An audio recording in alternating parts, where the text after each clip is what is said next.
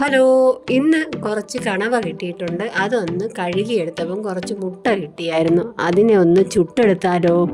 കണവേരെ തൊലി ഒന്ന് കളഞ്ഞെടുക്കാം. എന്നിട്ട് അതൊന്ന് കീറിയെടുത്ത് അതിൻ്റെ അകത്തെ മുട്ട എടുത്ത് മാറ്റി വയ്ക്കാം.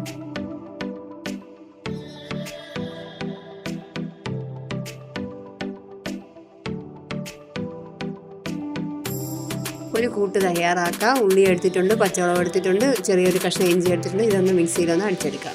ഈ കൂട്ടെല്ലാം കൂടെ മുട്ടയിലോട്ട് ചേർത്ത് കൊടുക്കാം. കുരുമുളക് പൊടി ഇട്ട് കൊടുക്കാം, ഉപ്പിട്ട് കൊടുക്കാം. ഇതെല്ലാം കൂടെ വിരവി വയ്ക്കാം.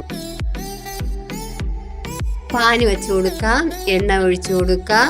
അതിൻ്റെ മീതെ ഇല വച്ച് കൊടുക്കാം. ഇരട്ടി വെച്ച മുട്ട ഇതിലോട്ട് വച്ച് കൊടുക്കാം. ഇതിൻ്റെ മീതെ ഒരു ഇല വച്ച് മൂടി അടച്ച് വയ്ക്കാം.